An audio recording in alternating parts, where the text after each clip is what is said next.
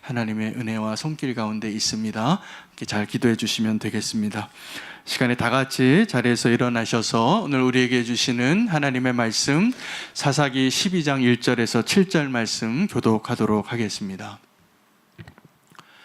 에브라임 사람들이 모여 북쪽으로 가서 입다에게 이르되 내가 암몬 자손과 싸우러 건너갈 때에 어찌하여 우리를 불러 너와 함께 가게 하지 아니하였느냐?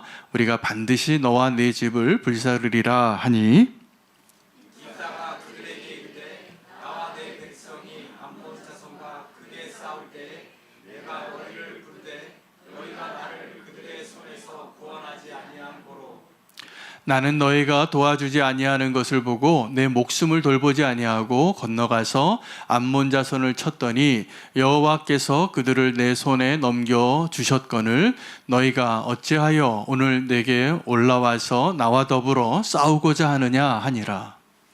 입다가 길앗 사람을 다 모으고 에브라임과 싸웠으며 길앗 사람들이 에브라임을 쳐서 무찔렀으니 이는 에브라임의 말이 너희 길앗 사람은 원래 에브라임에서 도망한 자로서 에브라임과 므낫세 중에 있다 하였습니다. 길르앗 사람이 에브라임 사람보다 앞서 요단강 나루턱을 장악하고 에브라임 사람의 도망하는 자가 말하기를 청하건대 나를 건너가게 하라 하면 길르앗 사람이 그에게 묻기를 내가 에브라임 사람이냐 하여 그가 만일 아니라 하면 그에게 이르기를 시볼렛이라 발음하라 하여 에브라임 사람이 그렇게 바로 말하지 못하고 시볼렛이라 발음하면 길르앗 사람이 곧 그를 잡아서 요단강 나루턱에서 죽였더라. 그때 에브라임 사람이 죽은 자가 4만 2천 명이었더라. 함께 읽겠습니다. 입다가 이스라엘의 사사가 된 지 6년이라 길르앗 사람 입다가 죽음에 길르앗에 있는 그의 성읍에 장사되었더라. 아멘. 하나님의 말씀입니다. 오늘 본문에서 저는 이 에브라임 사람들의 교만함을 자주 생각나곤 합니다. 왜냐하면 제가 에브라임 사람의 그 불평과 그 분노와 교만의 모습으로 누군가를 판단하거나 아니면 나의 권리를 주장하고 왜 나에게 이렇게 대했냐고 섭섭한 마음이 들 때가 많이 있었기 때문에 그렇습니다.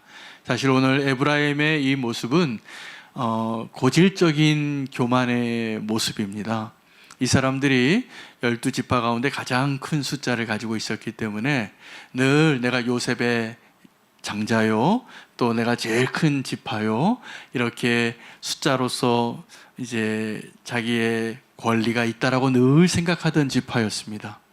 그런데 실상적으로 이스라엘 전체에 위기가 있을 때는 좀 비겁했어요. 앞에 나서지는 못하고 늘 뒤에서 말하는 사람이에요.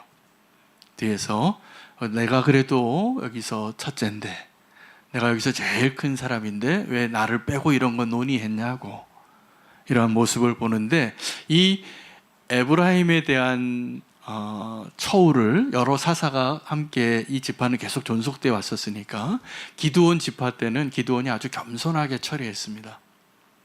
그러나 이 입다의 시대에 와서는 겸손하게 했어요.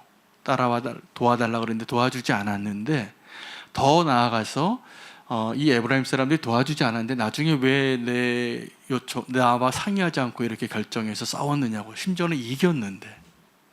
근데 그들이 왜 이렇게 입다를 무시했을까?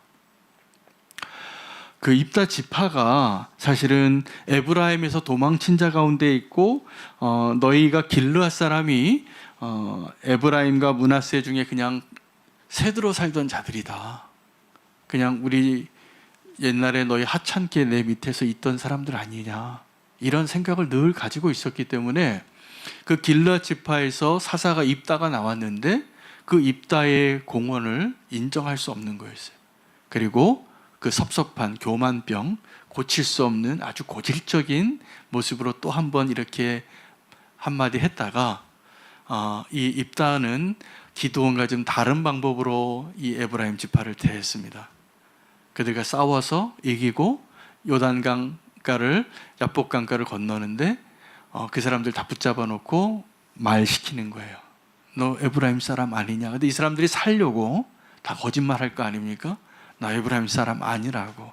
그러면 이 사람이 에브라임 사람인가 아닌가를 분별하기 위해서 시볼렛이라고 해보라 그래요. 이게 차이가 발음이 모음이 여러분 경상도 사람이 무슨 발음이 잘 안 되죠? 네, 살이라 그러잖아요.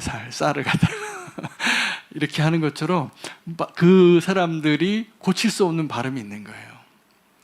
그래서 그렇게 물어보는 겁니다. 그래서 그 말을 못하면 다 죽였다는 거예요. 4만 명을 죽여요.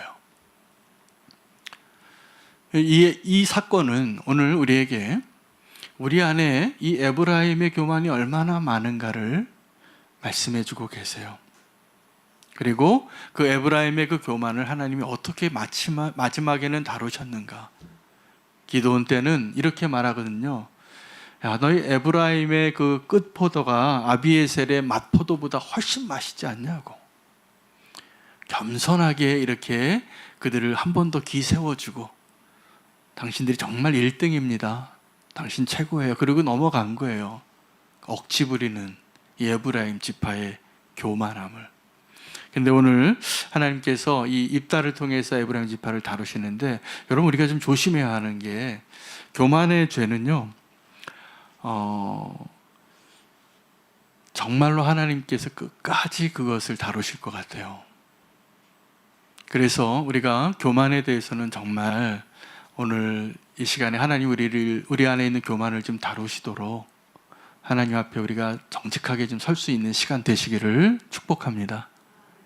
여러분 겸손해지는 게 훨씬 유익한 겁니다. 우리 사실은 다 교만하거든요.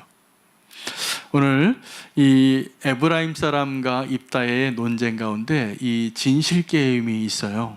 이 입다의 입장에서 에브라임의 주장은 입다가 내가 이 전쟁에 나갈 때 너희가 왜 나한테 말도 안 하고 나갔냐라고 말하고 있고 입다는 무슨 소리냐 내가 너희한테 도와달라고 그랬는데 너희가 외면하지 않았냐고. 그리고 너희가 안 도와줬기 때문에 내가 이렇게 나가서 어렵게 목숨 걸고 싸워서 승리했더니 다 이긴 다음에 나와서 왜 나는 안 붙여줬냐고 이렇게 트집 잡냐고. 여러분 이 장면에서 우리가 하나님 앞에서 정직해야 됩니다. 특별히 우리가 하나님의 능력을 의심하지 말아야 되는데 하나님이요 우리 사람의 마음을 다 보고 계세요. 어떨 때는 목소리 큰 사람이 이겨요. 어떨 때는 거짓말하는 사람이 이기고 어떨 때는 막 거짓 증인을 막 세워서 예수님 십자가에 못 박으라고 할 수도 있는데 하나님은 정확하게 우리의 마음을 알고 계시다는 것. 오늘 그 사실을 알면 우리가 교만의 이 고질적인 병에서 치유받을 수 있으세요. 하나님이 내 마음을 아시고 계시다는 것. 여러분 솔로몬이 왕이 돼서 첫 번째 그가 하나님의 지혜를 소유한 사람이라는 것을 증명한 게 나에게 그 사람의 마음을 읽을 수 있는 지혜가 있다는 걸 증명해낸 거예요. 두 창녀가 한 집에 사는데 다 애를 하나씩 낳았습니다. 한 애가 죽었어요, 사고로.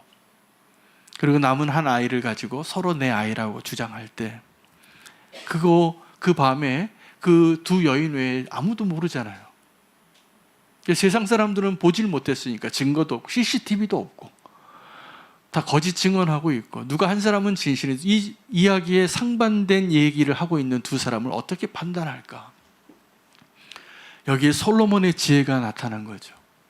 아주 엄중하게 자나는 공평한 왕이니까 저 죽은 애도 반 자르고 산 애도 반 잘라라.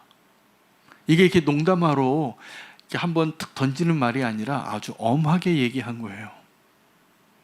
그러니까 진짜 아기 엄마의 마음이 어떻게 됩니까? 내가 손해보고 내가 여기서 죄인이 되고 내가 거짓말한 사람이 되고 내가 범죄자가 되었을지라도 심지어는 내가 죽을지라도 누굴 살리고 싶은 게 엄마의 마음이에요? 내 아이를. 그러니까 내가 잘못했으니까 저 애는 살려달라. 근데 이 가짜 엄마는 어떻게 돼요? 아, 왕 정말 공평하십니다. 반 잘라주세요. 그렇게 얘기했다는 거예요. 여러분 초대교회에서 마띠아가 사도로 뽑힐 때도 그들이 기도하면서 하나님께 이렇게 기도해요. 하나님, 여기 두 사람이 있는데 모든 조건을 다 충족합니다. 근데 무사람의 마음을 아시는 주님께서 택해 주십시오. 근데 하나님이 사람들이 원하는 사람을 택하지 않으셨다는 걸 우리가 알 수 있어요. 정황상. 요셉이라는 사람이 훨씬 훌륭한 사람이에요. 우리가 투표했으면 그 사람이 됐어요. 근데 하나님은 어떤 사도가 필요하냐 하면 우리 보기에 좀 부족하고 우리 보기에 좀 연약한 사람이었던 아주 너무나 평범한 마띠아를 통해서 일하시고 싶으신 거예요. 우리는 지금도 하나님 앞에 투표하자고 그럴 수 있어요.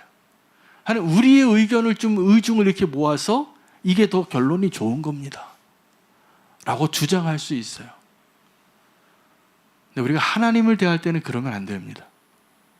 하나님을 대할 때는 하나님 우리의 마음을 다 아시는데 우리가 얼마나 교만한 자인지를 알아요. 그리고 때로는 우리가 어떤 사람을 판단할 수 있을 때가 제일 위험한 거예요. 오늘 이 두 시비를 가리는 이 에브라임 지파와 입다의 주장이 서로 상충되는데 입다는 결국은 시비를 가려내요. 이건 분명히 너희 잘못이다. 근데 이것이 입다가 정말 잘한 것일까? 그거는 모르는 일이에요. 하나님께서 이 교만한 에브라임을 어떻게 다루시는지 입다를 통해서 나중에 그들을 징계하시지만 사실은 그것도 하나님의 몫으로 남겨두는 것이 훨씬 지혜로운 겁니다. 제가 보기에는 기드온이 더 지혜로워요. 여러분, 다윗이 압살롬에게 왕궁을 뺏기고 돌아오는 날에 이제 전세가 완전히 바뀌었기 때문에 내일 일이 어떻게 될지 모르는데 그때 기회주의자들은 더 빨리 자기 이익을 따라서 다윗을 버렸어요. 그럼 다윗이 이제 다시 왕의 자리로 돌아올 때 누가 제일 먼저 와서 사죄를 했냐 하면 시므이와 바르실레예요. 여러분, 시므이 누군지 아시죠? 네, 다윗이 떠날 때 막 저주했던 좀 천박하고 가벼웠던 죄인이죠. 그래서 제일 먼저 와서 엎드렸어요. 살려고. 다윗이 들어오니까. 다윗이 시므이에게 어떻게 대합니까? 은혜로 대합니다. 내가 너 오늘 죽이지 않겠다. 역시 그릇이 커요. 또 한 사람을 만나는데 바르실레. 바르실레는 어떤 사람이냐면 다윗이 정말 어려울 때 도와주는 사람이에요. 여러분, 우리 인생에 여러분이 정말 기억나는 사람이 어떤 분이세요? 저는 제가 정말 어려울 때 저를 도와준 사람이에요. 그분은 잊을 수가 없어요. 다윗이 그 바르실레에게 어떻게 할까요? 은혜로 갚아요. 그러니까 나를 조롱하고 돌 던지는 자나 내게 정말 은혜를 베풀었던 자나 다 은혜로 대하면 되는 거예요. 할렐루야. 다 은혜로 대하시면 돼요. 그게 우리의 정답이에요. 그런데 은혜로 대하는 것이 또 한 면은 어떤 것을 의미하냐면 그 다음에 이 세 번째 사람이 누구냐 하면 이 무비보셋과 시바가 와요. 근데 이 다윗이 도망치는 날에 누가 그 다윗을 끝까지 쫓아와서 배웅했냐 하면 시바가 배웅을 했거든요. 시바는 종이었고 무비보셋은 다리 저는 사울의 아들이고 다윗이 그때 무비보셋에게 크게 실망합니다. 그래서 뭐라고 얘기했냐면 이 사울 집에 있는 모든 땅 네가 다 가져라. 시바에게. 근데 진짜 사실은 이 무비보셋의 주장에 의하면 시바가 자기를 속이고 자기는 못 걸으니까 거짓말치고 내버려두고 다윗의 마음을 얻기 위해서 그렇게 한 거예요. 그가 면도하지 않고 억울한 심정에 다윗에게 진실을 말하려고 따져오는데 다윗이 그때 그 무비보셋의 마음의 중심을 보고도 그때 시비를 가리지 않아요. 네가 오늘 왜 내가 너의 옳고 그름을 판단하는 자로 서게 하려고 하느냐? 나에게 그것을 다시 묻지 말라. 그리고 반반 나눠 가지라 그래요. 여러분, 이것도 은혜입니다. 여러분, 우리는 너무나 무엇이 옳고 무엇이 그르고 무엇이 정의이고 무엇이 부정이라고 날카롭게 날이 서 있는 시대를 살아가는 것 같아요. 그래서 어떠한 것의 잘못에 대해서 너무 쉽게 입술을 열지 마시기를 부탁해요. 이것은 굉장히 위험한 일이에요. 내어버려 두면 악을 행하는 자나 교만한 자나 하나님의 공의를 버린 자는 저절로 잎사귀가 떨어집니다. 꼭 믿으세요. 그 하나님을 신뢰하세요. 여러분이 거기에 분노하고 격동하지 않으셔도 돼요.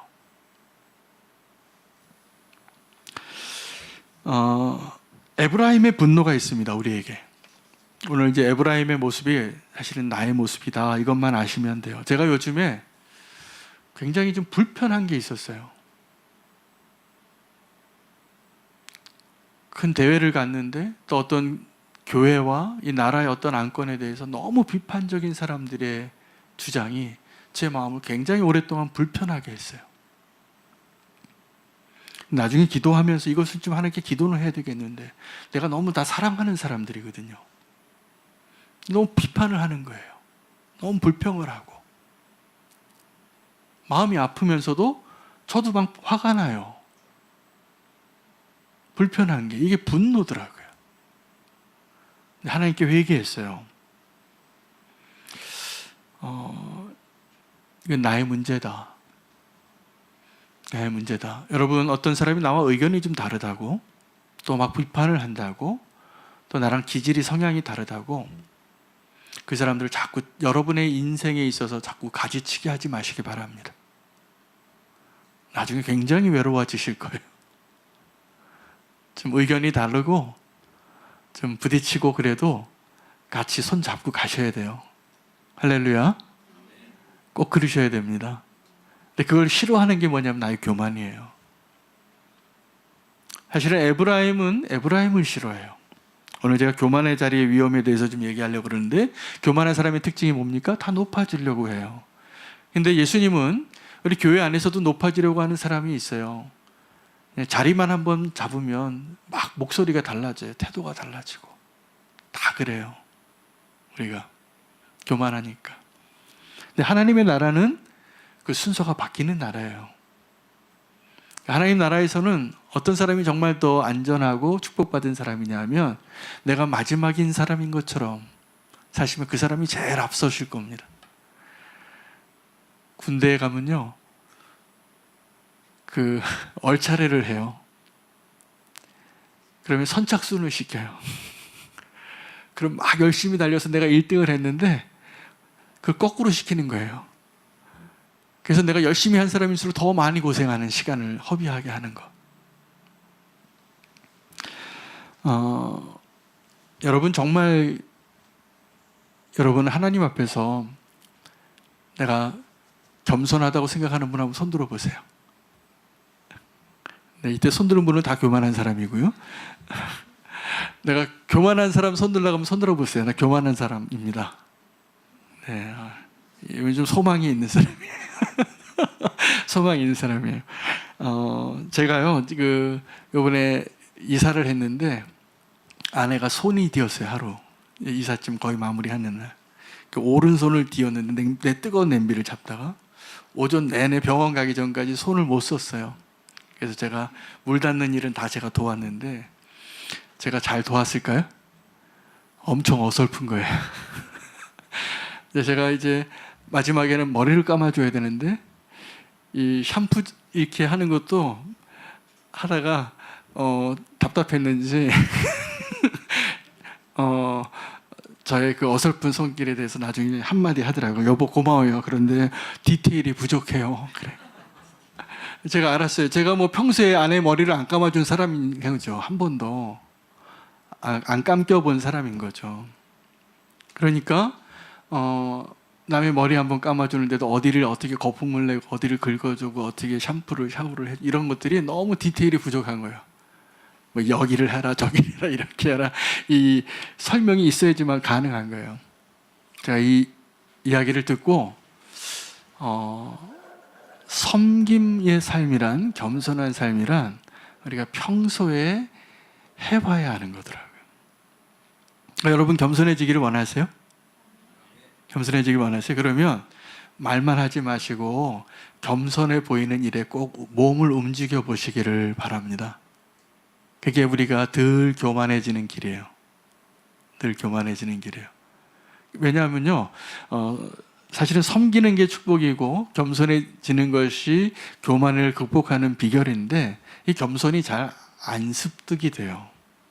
우리 안에 있는 나의 이기적이고 편안하고 내 중심적인 것들 때문에. 그래서 내가 보통 때 하기 싫은 일일수록 꼭 움직이셔서 하셔야 됩니다. 할렐루야. 그때 우리가 조금 더 겸손하게 주님의 말씀이 우리의 삶에 더 적용될 수 있는 일이라 생각합니다. 제가 교만한 사람에 대해서 이 에브라임의 모습을 보면서 이게 참 불치병이다 이런 생각이 들었어요. 교만은 불가능한, 고치기 어려운 불가능해 보이는 일들 가운데 예수님께서 이 부자 청년이 천국에 들어가는 것을 비유하실 때 이 낙타가 바늘귀로 들어가는 것과 같다라고 했거든요. 이 가능성이 있어 보이세요? 거의 없어 보이죠? 낙타가 바늘귀 들어가는 게. 근데 이게 가능해지려면 두 가지가 해결돼요. 이제 둘 중에 하나가 해결되면 돼요. 하나는 바늘귀가 낙타보다 크면 돼요. 바늘구멍이 낙타보다 큰 문처럼 되어 있는 문이면 낙타 들어갈 수 있겠죠. 근데 이거는 소망이 없어요. 천국에 들어가는 기준을 하나님 타협하지 않으세요. 이 바늘구멍은 그대로일 거예요. 그러면 두 번째 가능한 게 뭐냐면 이 낙타가 작아지는 거예요. 이 낙타가 작아지는 걸 겸손이라 그러는 거예요. 우리는 이 낙타가 작아지지 않은 내 자아나 나의 본능과 내 안에 있는 이 교만함이 바뀌지 않으면서 겸손을 기대하고 겸손한 척하고 겸손을 달라고 기도할 수 있지만 이 불가능한 일이 이 고질적인 우리의 교만이 치유되어지려면 낙타가 작아져야 되는 겁니다. 여러분 최초에 아담이 지은 죄가 뭐죠? 불순종이잖아요. 그 선악과를 왜 따먹었을까요? 왜 따먹었는지 아시죠? 왜 따먹었어요? 하나님처럼 되고 싶은 거예요. 보암직도 하고 먹음직도 하고 나도 좀 이 선과 악을 구별하고 싶다. 최초의 죄가 교만이에요. 어떤 교만? 하나님처럼 되고 싶은 것. 그런데 우리는 이 하나님처럼 되고 싶은 우리의 욕망은 사실은 그럴 필요가 없는 욕망이었어요. 왜냐하면 우리는 본래 하나님의 모양과 형상을 따라 지음받은 자들이거든요. 우리 안에 하나님이 다 드러나고 하나님이 배어있고 하나님의 흔적이 드러나고 향기가 드러나고 영광이 드러나는 존재로 지으셨는데 교만은 그걸 버리고 내가 하나님처럼 되려고 하는 모든 시도예요. 그걸 죄라고 하는 겁니다. 여러분 교만이란 죄는 나에게는 가장 보이지 않지만 다른 사람에게는 가장 잘 보이는 죄가 교만인 거 아십니까? 그래서 교만이 무서운 거예요. 내 안에 있는 교만은 제일 보이지 않아요. 나한테 절대로 보이지 않아요. 교만한 사람일수록 안 보여요. 정말 그렇더라고요. 근데 그 사람의 교만은 다른 사람은 다 알아요. 그 사람만 빼고. 여러분 교만한 사람 좋아하세요? 저도 안 좋아해요. 근데요, 내 안에 교만이 있는 거 잘 안 보여요. 아마 지금도 그러겠죠. 내 안에 있는 교만 저만 모르고 여러분 다 아시겠죠. 그게 두려워요. 제 교만은 다 보실 테니까. 하나님도 보시고 오늘 여러분도 다 보시고 저만 안 보이는 게 저의 교만이에요. 여러분도 똑같아요. 나의 교만은 나만 안 보여요. 제일 안 보이는 죄예요. 몰라요. 근데 다른 사람은 너무 잘 그것만 보여요. 여러분 그게 교만입니다.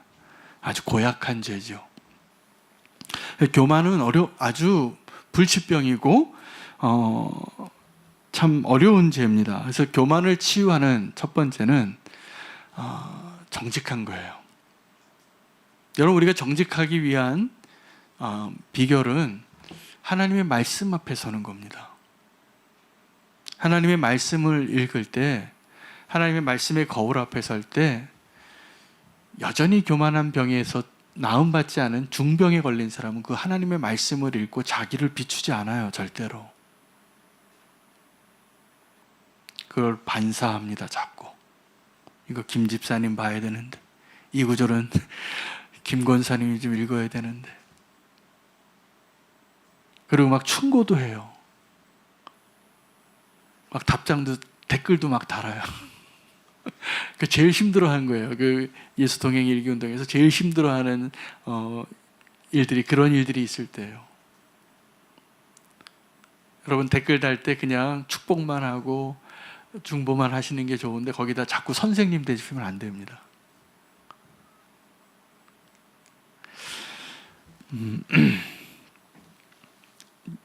교만은요, 스스로를 옳다고 생각하고 스스로 의롭다고 생각하고 스스로 권리가 있다라고 생각합니다.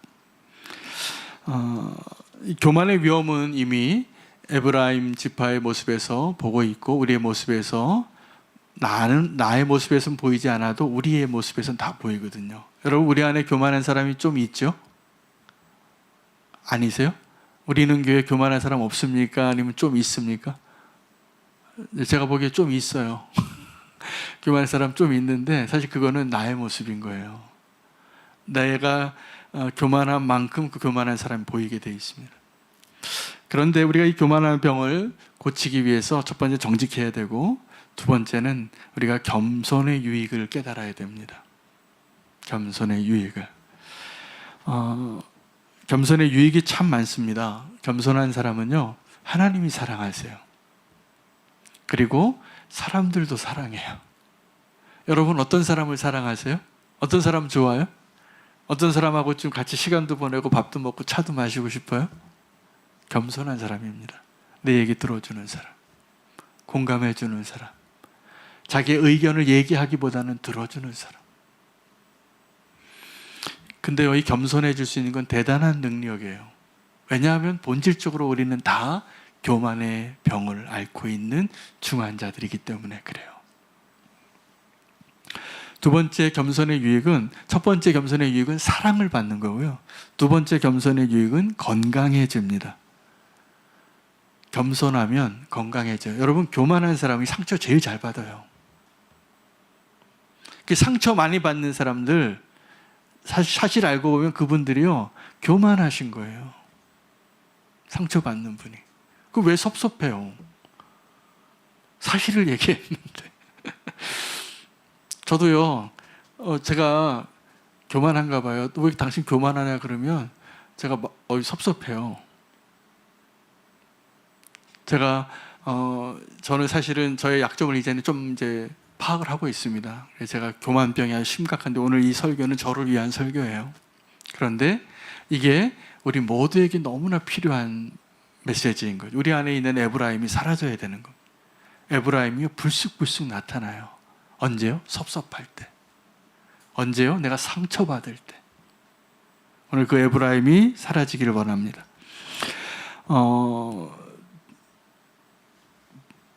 이 병든 사람들, 이 교만의 병에 이렇게 우리가 심각하게 병이 진행이 되면 감사가 사라지고요, 기쁨이 사라지고 친구가 사라져요. 분명히 외로워질 겁니다. 교만한 사람은. 그래서 막 친구를 막 만들려고 노력하셔야 될 거예요. 원래 친구는 그런 게 아니에요. 그냥 곁에 있으면 그 사람을 위해서 내가 할 수 있는 것을 희생하고 배려하고, 이렇게 어떤 의도를 가지지 않고 자연스럽게 이루어지는 게 친구예요. 그러니까 어떤 의도를 가지게 되면 그건 비즈니스예요. 그건 영업하시는 거예요. 진짜 친구가 되어야 돼요. 근데 진짜 친구가 되려면 그렇게 노력하지 않아도 돼요. 겸손해지면 돼요. 그러면 그 사람은 친구가 많아져요. 근데 교만한 사람이 자기의 그 외로움을 달래려면 자꾸 영업을 해야 돼요. 내 편도 좀 만들어야 되고, 내가 더 외로워질 것 같으니까 더 외로운 사람을 도와주려고 하기도 하고. 여러분들, 그런 노력들보다는 정말 중요한 게 내 상처를 치유받고, 여기서 이 교만의 병에서 예외인 사람 하나도 없습니다. 오늘 이 자리에. 저를 포함해서. 그래서 하나님 주시는 은혜는 건강한 사람이 되시라는 거예요. 건강한 사람이 되시면 우리가 정말 하나님이 이 땅에서 우리가 해야 하고 누려야 할 것들을 충분히 누리게 해주실 겁니다. 그래서 이렇게 말씀하시는 거예요. 예수 그리스도의 마음을 닮아가고 품으라고. 예수님의 마음은 그 겸손을 어떻게 표현하셨냐면 하늘에 있는 보좌를 포기하고 이 땅의 낮은 곳에 오셔서 사람의 형상을 취하시고, 그리고 이 사람의 모습으로 성육신 하신 것까지도 엄청난 겸손이잖아요. 이 성육신 사건의 이 낙하의 거리는 그 어떤 것하고도 비교할 수 없는 가장 높은 거리. 그러니까 가장 높은 곳에서 가장 낮은 곳으로 오신 거예요. 근데 겸손은 거기에서 끝나지 않아요. 복종하는 것까지 하셔요. 근데 복종이 어렵죠. 겸손하면 복종이 어렵지 않아요. 여전히 우리의 뭔가 거슬리고 내가 하고 싶지 않은 것이 어려운 이유는 우리가 여전히 진도가 다 안 나간 거예요. 겸손의 과목을 마무리하는. 정말 우리가 그 겸손의 과목을 잘 마무리할 수 있게 되기를 축복합니다. 여러분, 사실은 이 이야기는 좀 별로 듣기 편한 제목이 아니에요. 고질적인 우리의 교만을 치유하소서. 이 제목을 딱 보면서 목사님 자꾸 나보고 교만하다고 말하는 건가? 이거 기분 나쁘신 분 한번 손 들어보세요. 없으세요? 정말로 없으세요? 저는 이 설교 준비하면서 혹시 이 설교 듣고 기분 나쁘신 분 계실까 봐 걱정이 되긴 했어요. 근데 사실은 이거는 저를 고백하는 말씀이기도 하고, 정말 하나님께서 우리를 하나님이 주시는 그 축복과 그 은혜의 자리로 나아가기 위해서 꼭 필요한 게 이 병을 고치셔야 돼요. 건강해지셔야 된다는 거죠. 오늘 그 건강해질 수 있는 그 결단으로 정직하게 서시기를 축복합니다. 그리고 예수 그리스도의 마음을 닮아가시기를 축복합니다. 오늘 그 결단으로 우리가 고백하고 또 주님이 도우실 거예요. 왜냐하면 주님은 우리가 정말 겸손한 모습으로 사는 것이 안전하고 축복이라는 걸 아시기 때문에 우리를 그 자리로 초대하는 겁니다. 교만한 사람들이 많은 세상에서요, 정말 우리가 겸손한 모습으로 살면 좀 손해보는 것 같지만 딱 한 가지가 중요한 팩터가 달라요. 그걸 주님이 아세요. 우리가 하나님 앞에 겸손할 때 하나님이 우리의 위로자 되시고 또 우리를 다 아시는 분. 우리 첫 번째 제가 말씀드렸던 이 사실이죠. 교만한 사람이 모르는 거 하나님 다 보고 계시다는 거. 근데 겸손한 사람이 누리는 축복도 하나님 다 보시고 계시다는 걸 알기 때문에 우리가 겸손해서 세상에선 좀 차별도 받고 모욕을 받기도 하고 오해를 받기도 해도 정말 주님과 안에 있는 건강한 사람은요, 그 순간이 행복합니다. 주님이 함께 하시니까. 그리고 주님이 겸손하셨으니까. 이 땅에서 주님이 어떻게 사셨는가를 기억하면서 우리 한번 결단하며 찬양하시면 좋겠습니다. 내 안에 가장 귀한 건 예수를 알미라. 오늘 이 시간 주님도 닮아가기를 결단하면서 찬양하고 기도하기를 원합니다.